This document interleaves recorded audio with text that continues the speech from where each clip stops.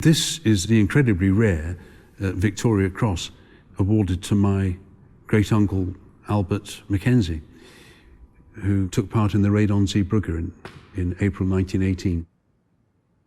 My family have always been very proud of our Uncle Albert for winning this medal. He came from a very poor background in Bermondsey, and because of his bravery, he ended up going to Buckingham Palace and being awarded this medal by the King, something that he could never possibly have imagined when he was a small boy.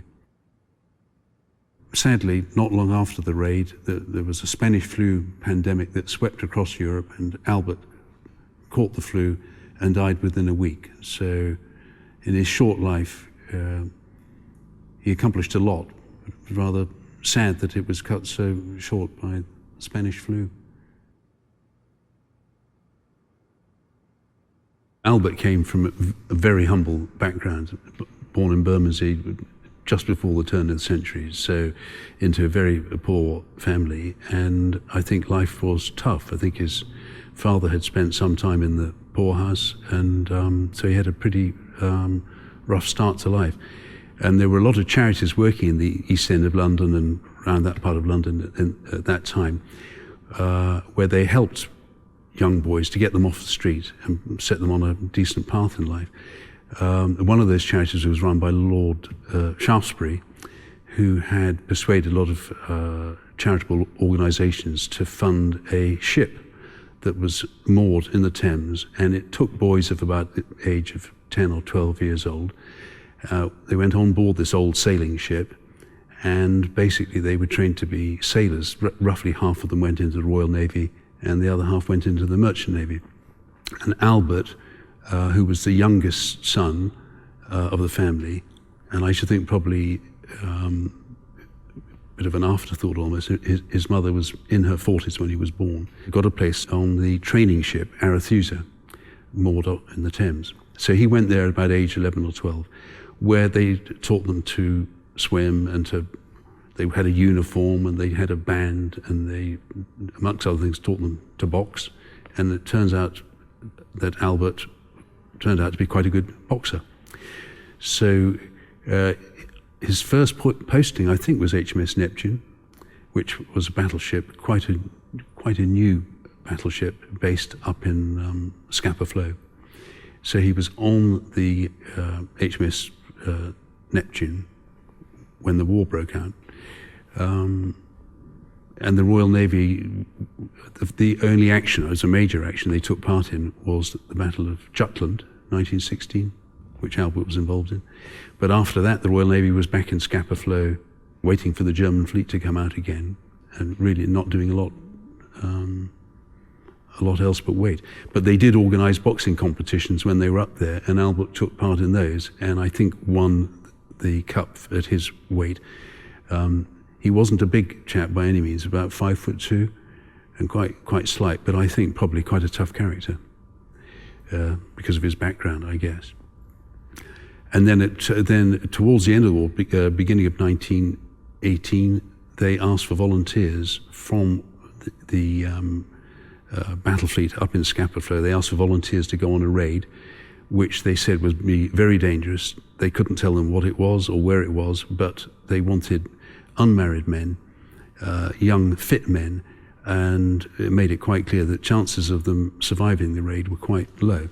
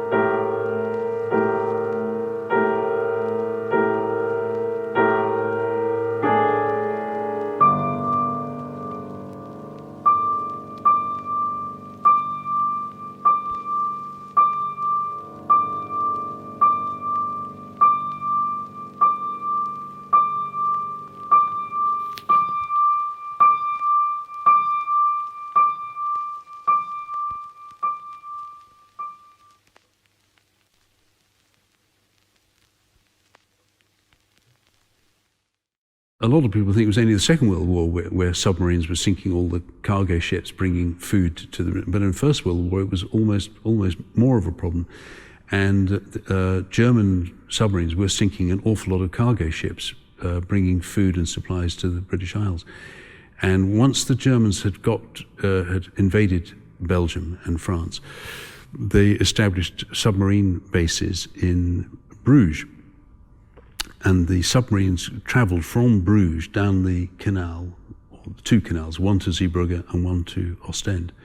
And so the British had known about this since 1914 or 1915, and the Royal Navy had a whole series of plans on how to stop the submarines getting out of the canal mouth at Zeebrugge.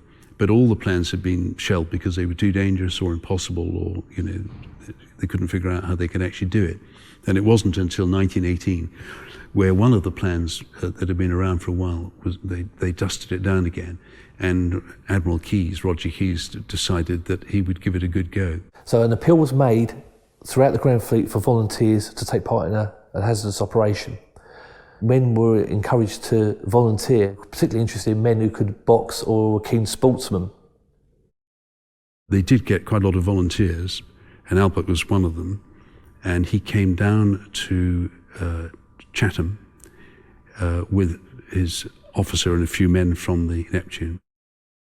When he came down from Scotland and he was in Chatham, they gave them leave before they went off on the raid. So he came back home to London, and that's where he knew my father. My father's about 10 years younger than him. So that's one of the stories that my dad said, that he came back in his Navy uniform and everything. They played football in the street outside the house, and he was going off on this.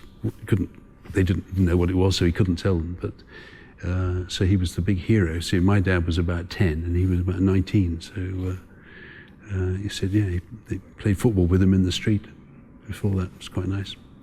That was probably virtually his only memory of him, I should think.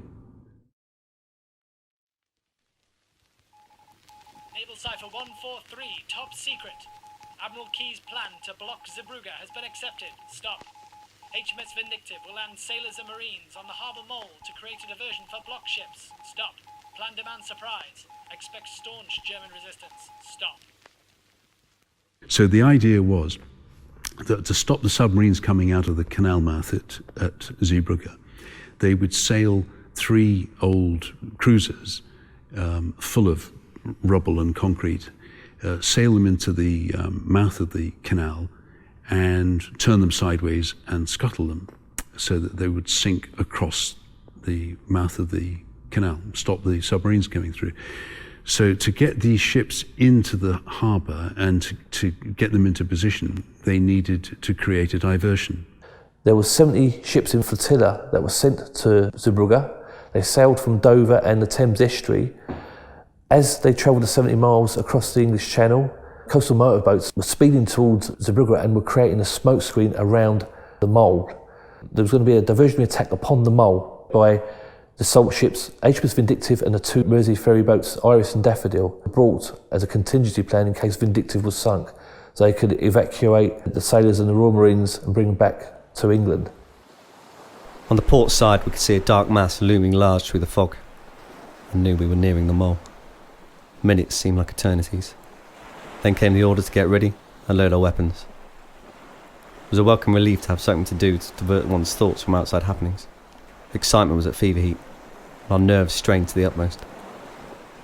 The silence was appalling. As they came alongside the mole, some of the officers came up on deck to see what was going on, and I think a couple of them were killed immediately. We got within 15 minutes run of the Mole Harbour wall when some Marines got excited and fired their rifles. Up went 4 big star shells and they spotted us. That caused it. They hit us with the first 2 shells and killed 7 Marines. They were still hitting us when we got alongside. There was a heavy swell which smashed our gangways but 2. 1 aft towards the stern and 1 forward. I tucked the old Lewis gun under my arm and nipped over the gangway aft. Albert was in a Lewis gun team, machine gun team, and the idea was that they were landed from the Vindictive onto the harbour wall and attacked the German defences.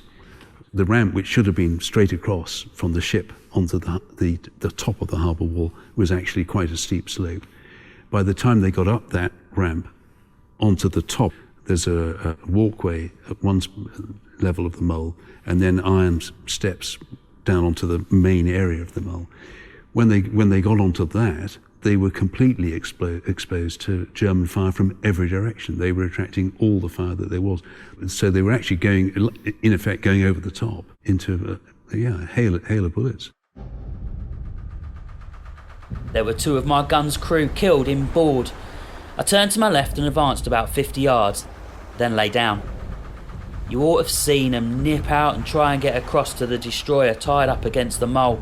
But this little chicken met them halfway with a box of tricks, and I ticked off about a dozen before I clicked. The remnants of B Company, the Royal Naval Landing Party, consisted of Lieutenant Arthur Chamberlain, Able Seaman Mackenzie and Able Seaman William Charles. So they're on the parapet, succumbing to heavy machine gun fire and shell fire. It's a death trap. They have to get off that parapet in order to carry out their mission. So they run along that parapet, find a stairway, they descend that stairway. At that point, on the lower mole, Mackenzie sees a dozen sailors trying to run from a blockhouse. Mackenzie shoots at these men, and at that point, Lieutenant Arthur Chamberlain was mortally wounded. Mackenzie and Charles are on their own. Despite the chaos, the confusion, the noise, and the lack of an officer to lead them, these 2 men remarkably continue with the operation. It shows the determination, the resilience, the courage that these men had. They were wanting to get that job done. They wanted to attack that battery in order to get them block ships around that mole. We met up with Lieutenant Commander Harrison, who led a valiant and brave charge against the mole gun battery. In this attack, my Lewis gun was shot spinning out of my hand, and all I had left was the stock and pistol grip, which I kindly took a bloke's photo with. He looked too businesslike for me, with a rifle and bayonet. It half stunned him and gave me time to get my pistol out and finish him off. Mackenzie's with his machine gun and he gets to within 30 yards of the target. Harrison is killed in that charge. Harrison will be later awarded a posthumous Victoria Cross. But as for Mackenzie, he carried on with the fight. He sustained shrapnel wounds to his back, his right leg was smashed, and when the Lewis gun was shot out of his hands, he was wounded in the hand. All I remember was pushing and kicking and kneeing every German who got in the way. When I was finished, I couldn't climb the ladder, so a mate of mine lifted me up and carried me up the ladder, and then I crawled on my hands and knees inboard. Got to a point that Mackenzie was so badly wounded, Charles helps him back to the Vindictive. Now Charles has to help him up a ladder, which is 20 foot above from the inner mole, in order to get onto the mole parapet. And once on the mole parapet, Mackenzie has to use his own physical strength on hands and knees, crawling along the parapet under the machine gun fire onto the gangway leading to refuge on the HMS Vindictive. The masonry of the mole was ploughed by our shells, and all the time a fierce fire was concentrated on our ship, which represented our only hope of a safe return. Just after 1 o'clock the retreat was sounded, and those of us who were there ran breathlessly back, ran for our lives amid a hail of shot and shell. Of the 14 or 15 landing ladders, only 2 remained, and they creaked and bent ominously as 300 to 400 of us scrambled aboard. The scene on both the deck and below was too awful to describe.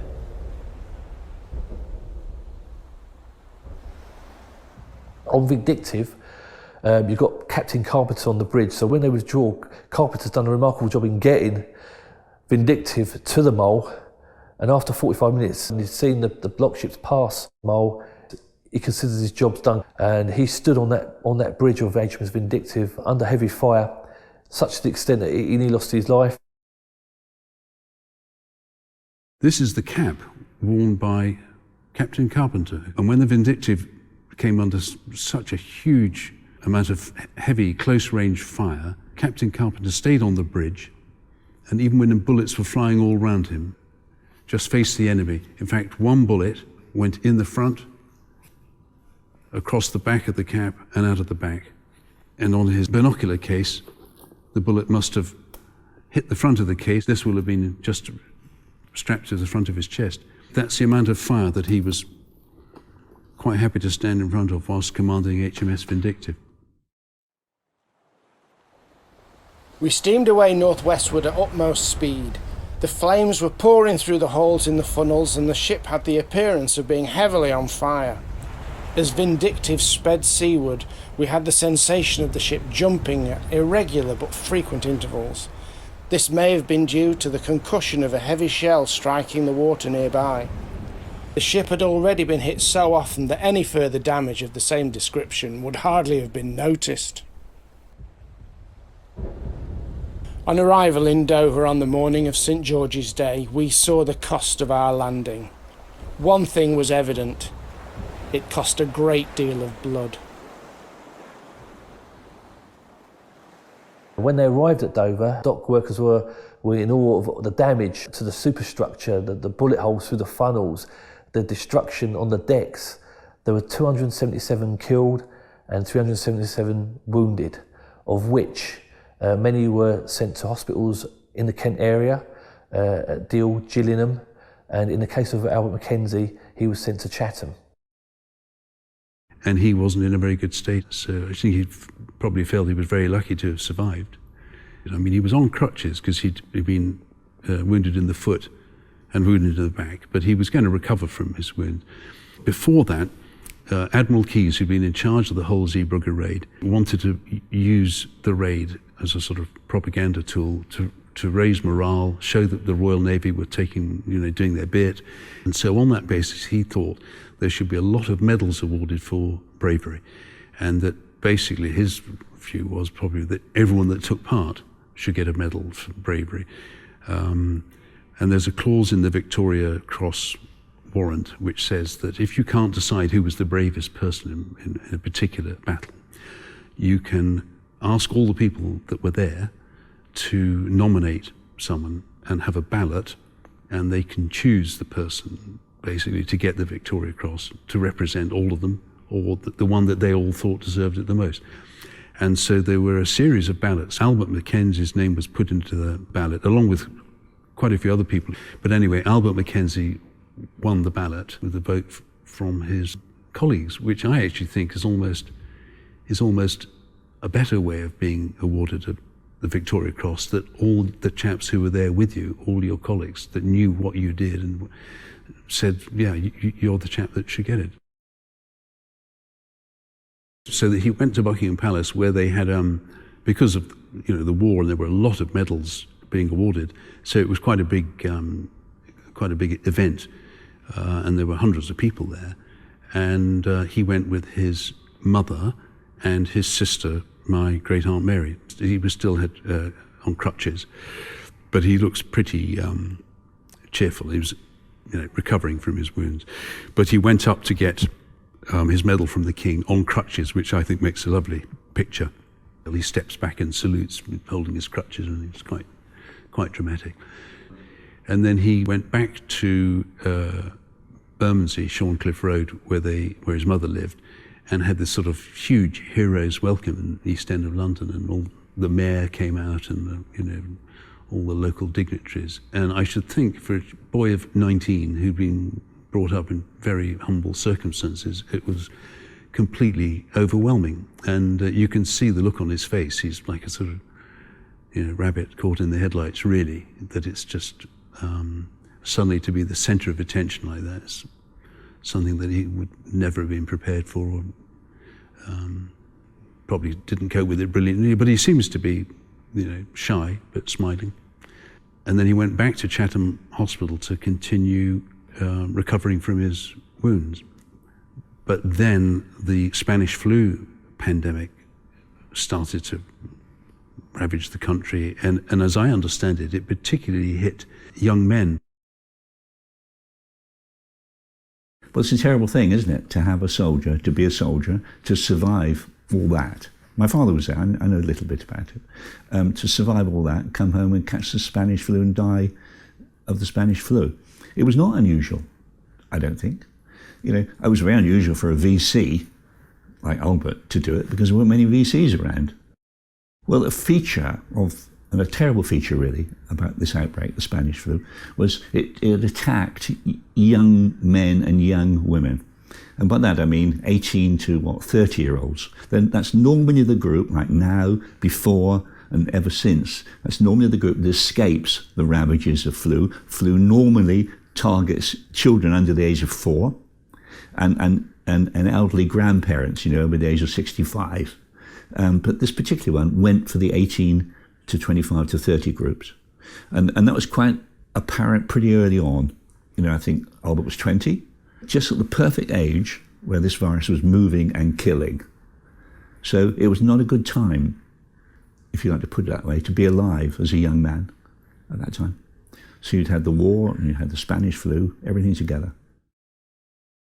So that was really sort of rather tragic, and the fact that he was a VC hero and had died within a few months of getting the medal made his funeral even more sort of memorable, and the local council paid for his grave, and there was a very nice parade through the streets, and quite a few dignitaries there, and a letter from the king was read out at his funeral.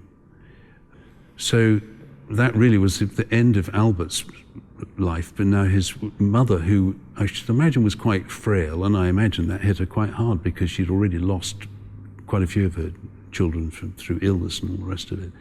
But to lose her youngest child and died so tragically and could have had a life as a hero. Anyway, she then got his medal. Her other sons had all emigrated to America or Canada, and the eldest son was in America. So she had this medal, and she knew that she'd have to find a home for it. Her husband had died 10 or 15 years before that. And so she simply stuck it in an envelope and posted it to America, to her eldest son, and said, you better look after this. My dear son Donald, thank you so much for your kind letter. I'm pleased to hear you all got over safely to America. I enclose to you the Victoria Cross that was presented to your brother Albert, to keep it while you live, and at your decease to leave it to your son.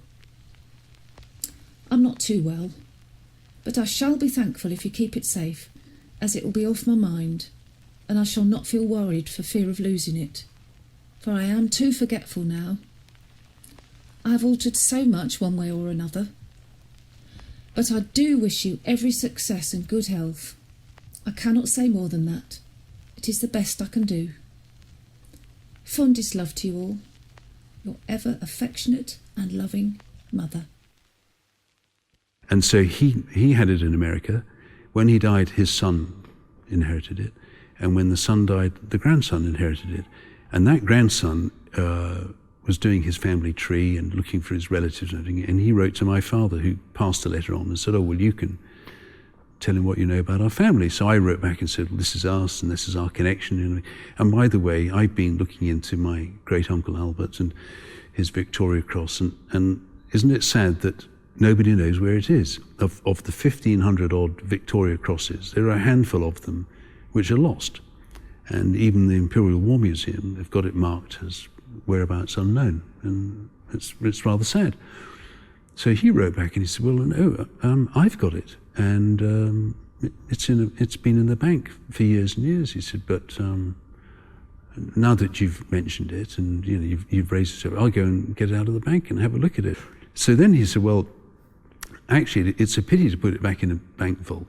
I've decided that I'd like to lend it to the War Museum in London, which is where Albert came from, and it shouldn't be in America, it should go back to London. So he went up to the British Embassy in Washington and had arranged with them in advance and handed the Victoria Cross over to the naval attaché at the Washington Embassy. They had a big ceremony for the medal to be handed over, and they had it in the front hall in the embassy on display and everything else.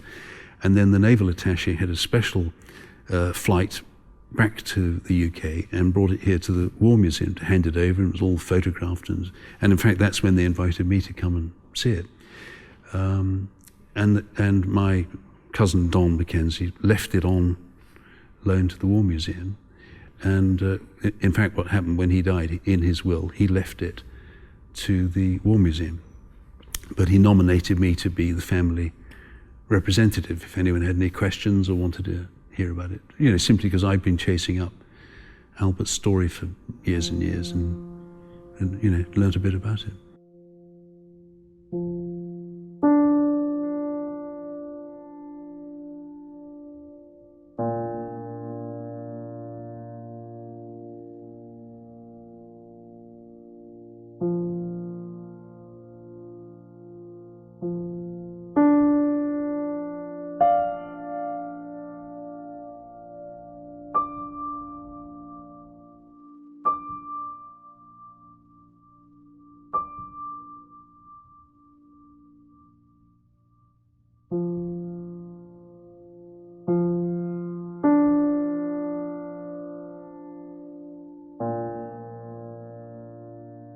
You know, when I think of the little that I knew about it when I first started investigating it, and all little bits that I put together, I just think, well, that's nice. If somebody else saw that and learnt a bit more about the story and decided that it was worthy of, you know, getting a statue put up, that's incredible. It's incredible. Yeah, I'm proud of it, but I'm more pleased to have been involved in it. Really, that's, you know, it's very nice to think that it'll be there for years and years for other people to see. What they make of it, I don't know, but it's very nice. It's a very nice thought to have been involved in it. Yeah, as long as it's not used to. I don't like the idea of Albert being used to glorify war and, you know, people going out and being killed completely unnecessarily. And so it needs to be much more of a reminder not to do it, rather than to say how wonderful it is that people go out and get killed, because I think that's the wrong way of looking at it. So if it's a memorial to young boys that did what they were asked to do and were very brave in doing that, okay, we should remember that, but not glorify it in any way. We should try and avoid it happening again.